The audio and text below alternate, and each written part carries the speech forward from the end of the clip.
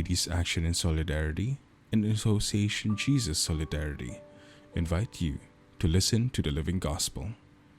Today, let us meditate on the Gospel according to Mark, chapter 1, verses 29 to 39, with commentary from Father Patxi Loidi in the voice of Kile del Rosario.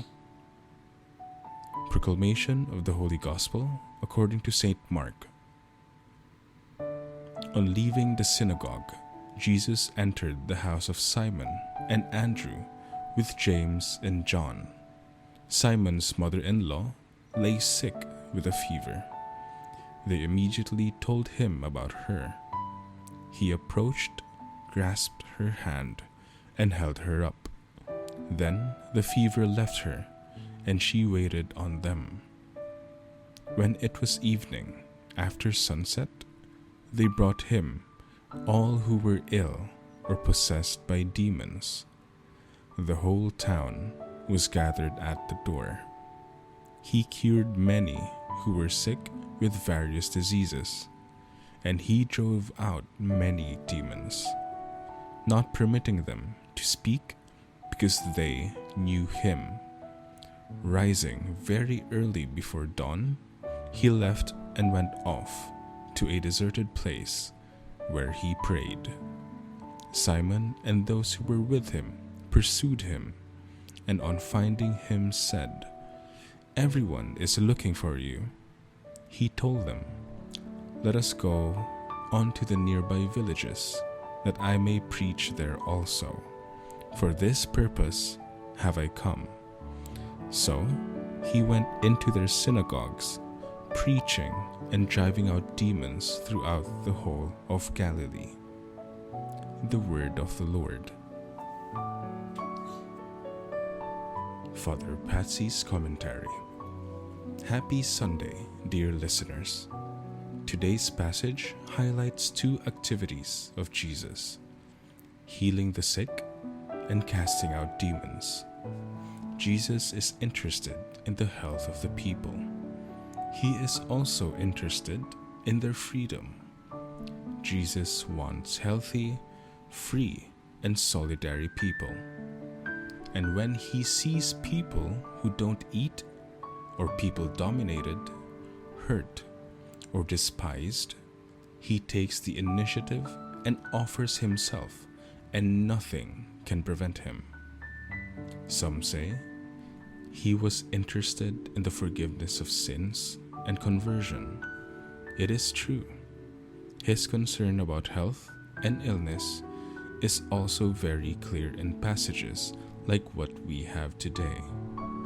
Jesus wants our integral good, and he wants societies without the marginalized, the oppressed, the exploited, the unemployed, and the homeless.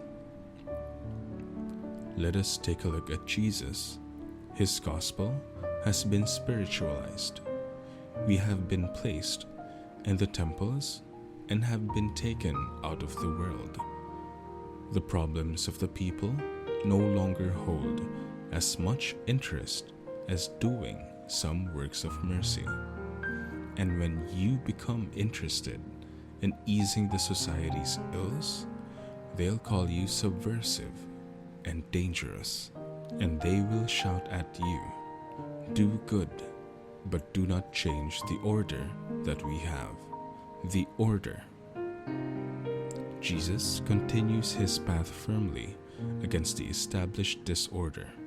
He continues to fight for the lives of the people, especially in favor of the sick and dehumanized. But he also continues praying without ceasing.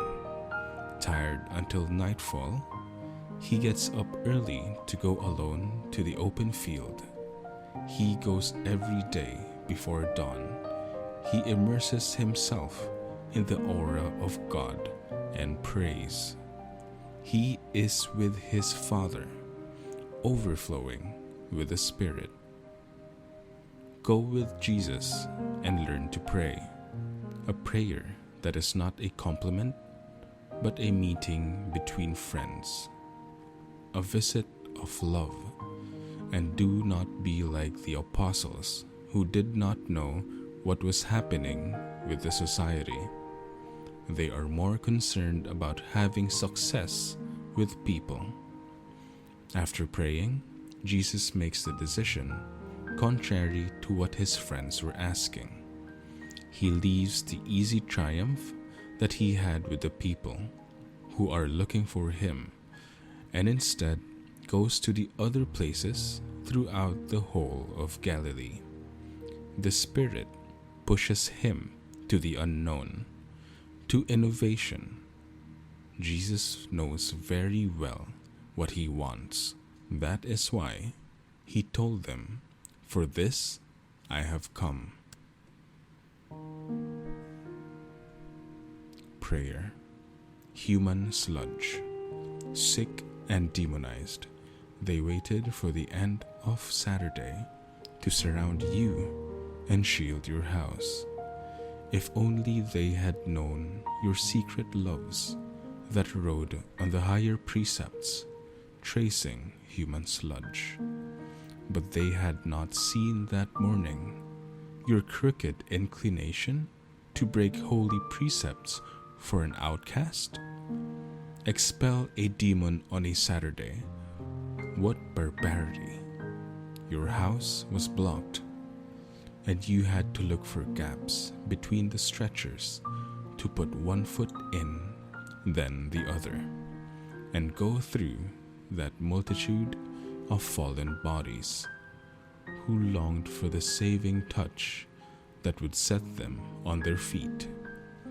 The night was falling on you, but the light shone around you, and your hands and your eyes lit lamps in the bosom of that street hospital, and the human sludge was transfigured and mounted the great party, where the powerless and the nobodies danced to the beat.